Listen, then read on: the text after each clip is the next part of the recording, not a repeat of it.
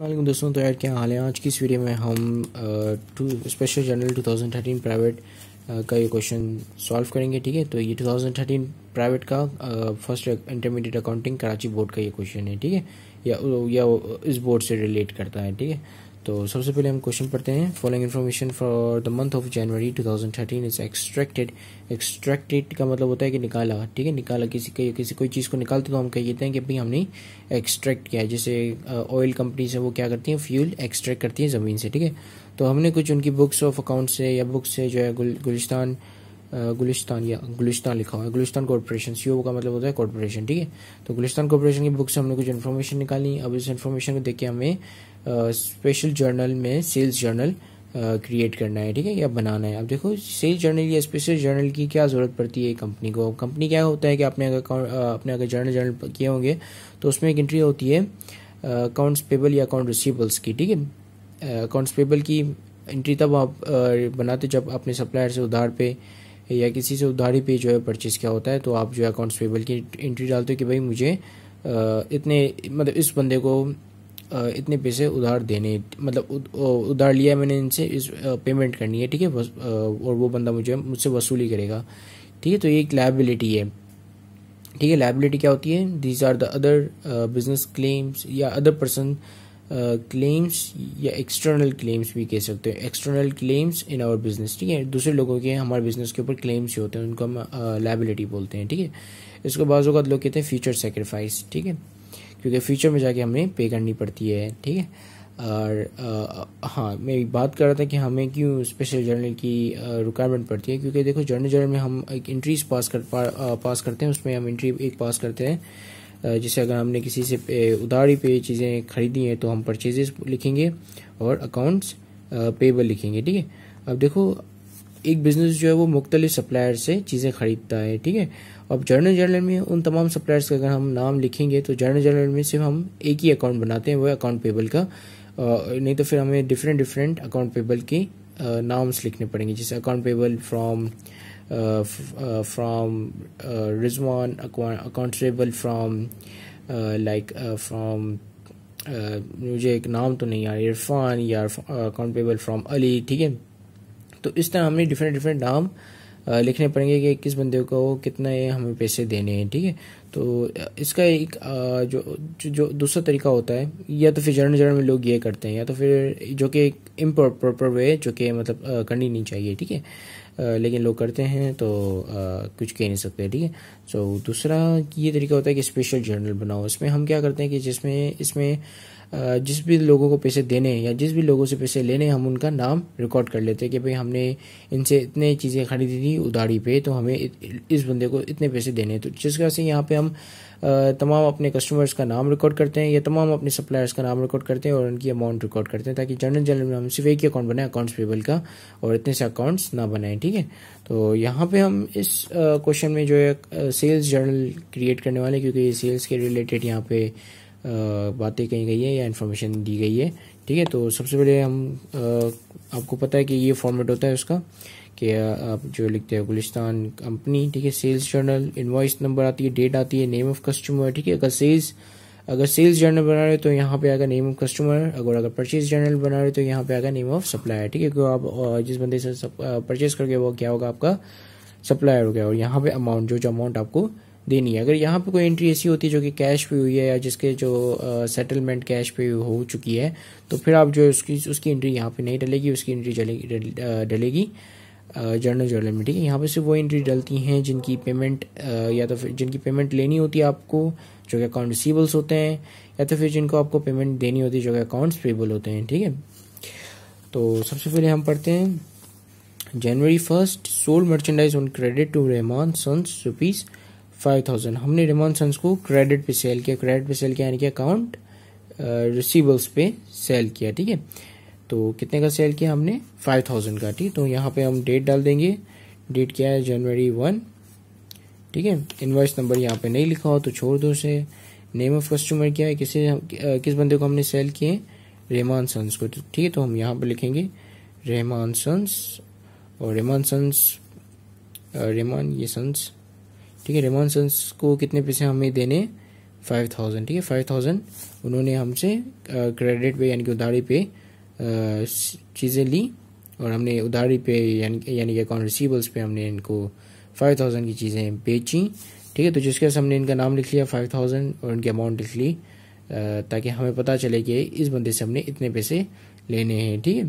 अब ये जितने भी हम पूरे लिखते जाएंगे, फिर आखिर में हम एक ओवरऑल हमारा अकाउंट रिसीवेबल का अकाउंट बना लेंगे, और फिर हमें पता चलेगा कि टोटल जो हमने वसूली करनी है वो इतनी है, जो कि अकाउंट रिसीवेबल होगा, ठीक है, या जितने अमाउंट का अकाउंट रिसीवेबल होगा। दूसरी एंट्री है हमारे पास जनवरी 2 की, सोल्ड गुड्स ऑन क्रेडिट, फिर से हमने क्रेडिट पे सेल की, ठीक है, टू मेहरान स्टोर्स रुपीज़ 6000 की हमने क्रेडिट पे सेल की मेहरान स्टोर्स को, ठीक है।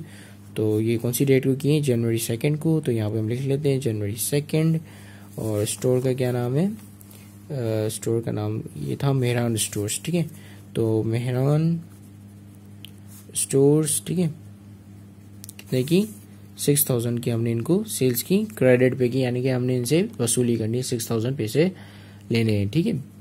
अब हमारी नेक्स्ट एंट्री है जनवरी 3 की, रेमान सन्स रिटर्न मर्चेंडाइज। रेमान सन्स जिन्होंने यहाँ पे हमने प्रीवियसली जनवरी 1 को जिस बंदे ने हमसे खरीदे था माल 5000 का, उन्होंने माल कुछ माल रिटर्न कर दिया। कितने रुपए का माल रिटर्न कर दिया? 450 रुपीज़ का माल उन्होंने रिटर्न कर दिया। तो इसके लिए आप जो अलग से एक सेल्स रिटर्न बनाओगे, सेल्स रिटर्न जर्नल बनाओगे, जो कि मैंने यहाँ पे बना हुआ है। सेम वही पैटर्न होगा, name of the customer, date, post reference and amount, ठीक है। तो ये कौन सी तारीख को इन्होंने रिटर्न किए, ये तारीख देखना काफ़ी ज़रूरी है। तो उन्होंने किए थे जनवरी 3 को। जनवरी 3 को आपको रिटर्न किया माल 450 रुपीज़ का, ठीक है, रेमान एंड सन्स ने। तो यहाँ पे हम डेट लिख लेते हैं जनवरी 3, ठीक है। Name of the customer Reman and sons, ठीक है। कितने के? 450 रुपीज़ के गुड्स उन्होंने वापस कर दिए। तो हमने इनका सेल्स रिटर्न जर्नल में इनका नाम लिख लिया, और जितने के गुड्स उन्होंने वापस किए थे वो हमने यहाँ पे उनकी अमाउंट लिख ली, ठीक है। जितने रुपए के गुड्स वापस किए थे, ठीक है, जितने गुड्स वापस नहीं बल्कि जितने रुपए के गुड्स वापस किए थे वो अमाउंट हमने लिख ली। तो ये in terms of rupees amount है, ठीक है। तो ये हमने हमारी जनवरी 3 वाली एंट्री हो गई। फिर है आपके पास January this is I think 15, January 10 है, बल्कि January 10, sold merchandise to Hadi and corporation. हमने हादी और कॉर्पोरेशन को सोल्ड किया मर्चेंडाइज वर्थ रुपीज़ 2000, ठीक है। 2000 की हमने कुछ सेल्स की हादी और कॉर्पोरेशन को। अब देखो यहाँ पे एक चीज़ नोट करो, ना लिखा हुआ है क्रेडिट, ना लिखा हुआ है कैश, ठीक है। तो जब कैश या क्रेडिट नहीं लिखा हो तो आप यही अज्यूम करो कि हमने इनको क्रेडिट पे किया है, ठीक है, मतलब क्रेडिट पे सेल्स की है, क्योंकि अदरवाइज अगर यहाँ पे कैश पे की होती तो यहाँ पे मेंशन होता कि कैश पे की है, ठीक है। और ये नाम इतना मैटर नहीं कर रहा होता, नाम उसी सिनेरियो में मैटर करता है, या नाम नहीं लिखा होता कि भाई इतने मर्चेंडाइज सोल्ड के इतने रुपए की कैश की पेमेंट की। नाम उस वक्त मैटर करता है जब आप उधारी पे सेल करते हो, यानी कि जब आप किसी को अकाउंट रिसीवेबल पे सेल करते हो, यानी कि किसी का उधार रखते हो, या उधार रखते हो नहीं, आई मीन कि किसी को आप जो है बगैर मतलब कि ऐसे ही सेल कर देते हो और कहते हो कि आप लेटर ऑन आप मुझे पेमेंट कर देना, ठीक है। तो यानी कि उसका अकाउंट रिसीवेबल आप ओपन करते हो, तो उस बंदे का नाम फिर आप याद रखते हो कि भाई मुझे इस बंदे से इतने पैसों की वसूली करनी है, इस बंदे से इतने पैसे मुझे वसूल करने हैं, ठीक है। तो अगर आपको नाम पता होगा तभी तो आप वसूल करोगे, अदरवाइज आप कैसे करोगे, ठीक है। सो जब भी नाम लिखा हो, ये नहीं लिखा हो कि क्रेडिट पे किया है कैश पे किया, तो मतलब कि क्रेडिट पे ही हुआ है, ठीक है, क्योंकि नाम इसीलिए लिखा जाता है ताकि हमें पता चले कि किस बंदे से कितनी वसूली करनी है, ठीक है। तो हादी और कॉर्पोरेशन ने हमने हादी और कॉर्पोरेशन या हमसे 2000 का माल खरीदा, ठीक है। 2000 ऐसा माल खरीदा जिसकी वर्थ जो थी 2000 की थी, और ये कौन सी तारीख को खरीदा? ये खरीदा जनवरी 10 को, ठीक है। तो ये हम यहाँ पे तारीख लिख लेते हैं जनवरी 10, ठीक है। नाम लिख लेते हैं, नाम क्या है? हादी एंड कॉर्पोरेशन, ठीक है। कितने का माल खरीदा? 2000 का माल खरीदा इन्होंने हमसे, ठीक है। अब हमारे पास नेक्स्ट एंट्री है 10% allowance given to Mehran stores on defective goods, ठीक है। 10% हमने अलाउंस दी मेहरान स्टोर्स को डिफेक्टिव गुड्स पे ऑफ ₹2000, ठीक है, and sold him on January 2, 2013, ठीक है। जनवरी 2 को हमने जो गुड्स उन पे उनको जो सेल किए थे, गुड्स सेल किए थे उन क्रेडिट पे 6000 के, उन पे हमने 10% उनको अलाउंस दी, क्योंकि जो है वो गुड्स जो है वो डिफेक्टिव निकले, ठीक है, और ऑफ ₹2000, ठीक है। अब देखो ये कह रहा है कि 10% हमने अलाउंस दी ऐसे डिफेक्टिव गुड्स के जिनकी वर्थ थी ₹2000, ठीक है। यानी कि जो इन्होंने हमसे खरीदे थे जनवरी 2 को, यानी कि इस तारीख को, ठीक है, इस तारीख को जो इन्होंने खरीदे थे, 6000 का माल खरीदा था, उसमें से 2000 का माल डिफेक्टिव निकला, ठीक है, यानी कि ख़राब निकला। तो वो जब हमें रिटर्न कराने आया तो हमने कहा कि भाई हम आपसे ये रिटर्न नहीं कर सकते, हमारी कोई रिटर्न पॉलिसी नहीं है, लेकिन हम आपको अलाउंस दे सकते हैं 10%, जितने जो आइटम जो आपका डिफेक्टिव निकला उस पर 10% हम जो है वो आपको कंपनसेट कर सकते हैं, ठीक है। तो 2000 का जब आप 10% निकालोगे तो आप 10% कैसे निकालोगे, अब 2000 को मल्टीप्लाई कर दोगे 10% से, ठीक है। तो अब हम इसको कैलकुलेटर में करके देखते हैं। वैसे तो 200 आएगा, सो 2000, फिर भी हम यहाँ पे थोड़ा सेफ साइड के लिए इसको कर लेते हैं, ठीक है। तो ये आ गया हमारे पास 200, ठीक है। तो जब हम 2000 को मल्टीप्लाई करेंगे 10% से तो हमारे पास आ गया 200, ठीक है। यानी कि 200 रुपये हमने इनको अलाउंस दिया, क्योंकि हमने जो उनका गुड्स सेल किया था उसमें से 2000 का गुड्स या 2000 की इन्वेंट्री या मर्चेंडाइज उनका डिफेक्टिव निकला, ख़राब निकला, ठीक है। तो जिसकी वजह से हमने डिसाइड किया कि चलो इनका इतना लॉस हुआ है तो हम 200 रुपये थोड़े दे ही देते हैं, ठीक है। तो हमने 200 रुपये अलाउंस दे दी, जो कि ये कहाँ रिकॉर्ड होंगे, ये सेल्स रिटर्न एंड अलाउंस में रिकॉर्ड होंगे, ठीक है। तो यहाँ पे हम इसको रिकॉर्ड करेंगे कौन सी तारीख को ये हुआ है जनवरी 17 को, ठीक है। तो जनवरी 17 यहाँ पे हम लिख लेते हैं, जनवरी 17, ठीक है। और क्या नाम था इनका, जिनको हमने सेल की थी, इनका नाम था मेहरान स्टोर्स, ठीक है, मेहरान स्टोर्स। तो हम यहाँ पे लिखते हैं मेहरान स्टोर्स, कितने के, 200 रुपीज़, ठीक है। 200 रुपीज़ हमने इनको अलाउंस के तौर पे या कंपनसेशन के तौर पे हमने उनको वापस कर दिए, ठीक है। अब हमारी जो नेक्स्ट एंट्री है वो है जनवरी 27 की, सोल्ड मर्चेंडाइज ऑन अकाउंट पे सेल किया है, इसका मतलब कि क्रेडिट पे सेल किया है, इनके अकाउंट रिसीवेबल्स पे सेल किया, ठीक है। टू रहमान सन्स ऑफ ₹3000 की रहमान सन्स को हमने और ज़्यादा मर्चेंडाइज सेल की, ठीक है। तो हम यहाँ पे नीचे यहाँ पे जनवरी 27 की हेडिंग डालेंगे, डेट डालेंगे 27 रहमान एंड सन्स। फिर से ये रहमान एंड सन्स की जो है वो हमारे पास नाम आ जाएगा, एंट्री आ जाएगी। और इस दफ़ा जो हमने कितने रुपए के सोल्ड किए उसको, रहमान एंड सन्स को कितने के सोल्ड किए, कहाँ गया, ये रहमान सन्स को 3000 रुपये की इन्वेंट्री हमने या मर्चेंडाइज या गुड्स जो है उनको सेल आउट किया, ठीक है। फिर आखिरी में हमारे पास January 29 sold merchandise to Hadid and corporation 2500 for cash, ठीक है। कैश लिखा हुआ हो तो उसका मतलब कि अब आपने पूरा जो स्टेटमेंट है इसको इग्नोर कर देना है, क्योंकि कैश की एंट्री आप यहाँ पे डालते ही नहीं हो, बल्कि इसकी जो है अलग से एक जर्नल एंट्री बनती है जो कि आप यहाँ पे बना लोगे, बल्कि इग्नोर नहीं करोगे, ये मीन्स कि इसकी जर्नल एंट्री बनाओगे, आप स्पेशल जर्नल में इसको नहीं डालोगे, ठीक है, क्योंकि कैश पे हुआ है, ठीक है। तो इसकी क्या एंट्री बनेगी, सिंपल, कि आपके बिजनेस के अंदर कैश आया, कितने का कैश आया, 2500 का कैश आया, ठीक है। डेबिट साइड पे आ जाएगा, क्योंकि कैश ऐसे जब भी बढ़ता है तो हम उसको डेबिट करते हैं, ठीक है। और अकाउंट रिसीवेबल जो है आपका क्रेडिट हो जाएगा, अकाउंट रिसीवेबल एसेट जब भी घटता है तो हम उसको क्रेडिट करते हैं, ठीक है। तो ये एक एंट्री बन जाएगी आपकी उसकी अपना एक सिंगल अलग से एंट्री बन जाएगी, ठीक है। फिर इसके अलावा आप इसकी भी एक एंट्री पास कर दोगे, ठीक है, जिसमें आप इन सबको प्लस कर दोगे ताकि आपको पता चले कि आपके टोटल जो रिसीवेबल्स हैं वो कितने हैं, ठीक है।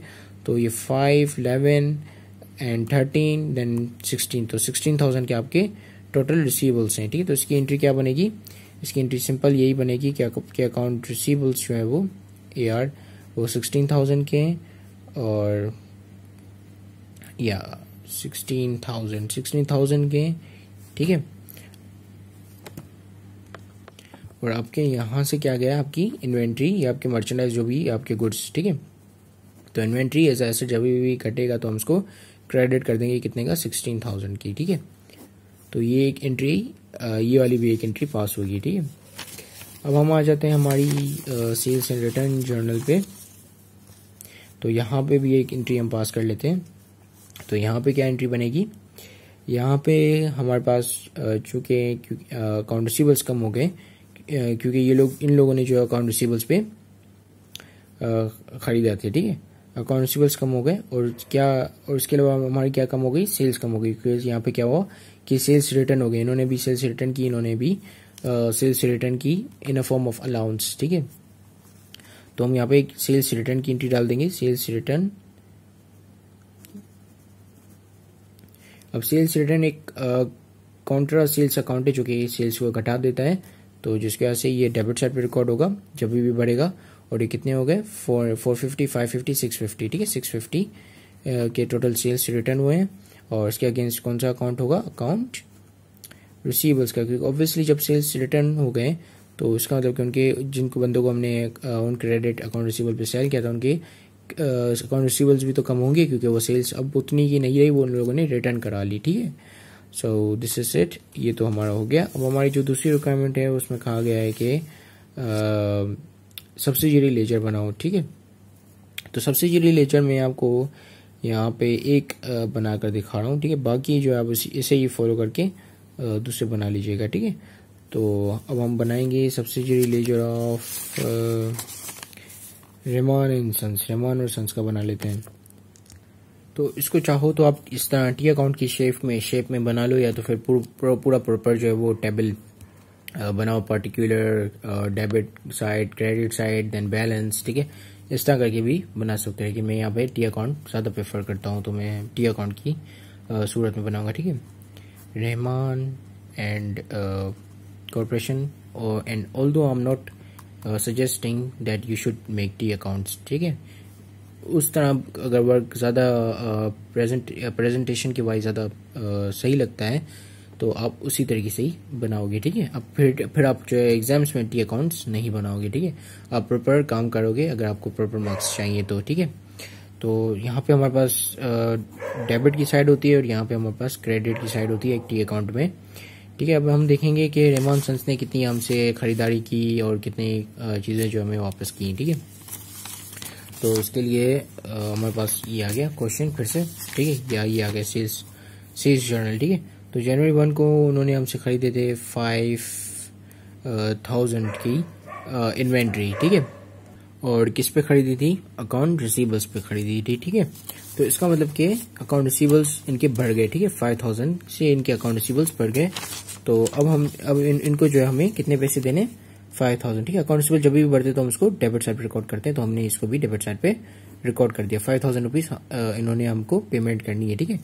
फिर इन्होंने जो है वो जनवरी 3 को कुछ गुड्स वापस किए जिनकी वर्थ थी 450 रुपीज। जब उन्होंने गुड्स वापस किए तो उनका अकाउंट रिसीवेबल भी 450 रुपीज से कम हो गया, तो जिसकी वजह से हमने 450 रुपीज गवा दिया। 450 रुपीज हमें नहीं मिलेंगे, बल्कि हमें गुड्स मिल गए जो इन्होंने वापस कर दिए, ठीक है। फिर इन्होंने क्या किया कि फिर इन्होंने हमसे एक और दफा परचेजेस किए हैं जनवरी 27 को। कितने की परचेजेस की इन्होंने, 3000 की, ठीक है। तो अब हम यहाँ पे 3000 और इनका मजीद अकाउंट रिसीवेबल बढ़ गया, ठीक है, 3000 से। तो हम यहाँ पे 3000 लिख लेते हैं।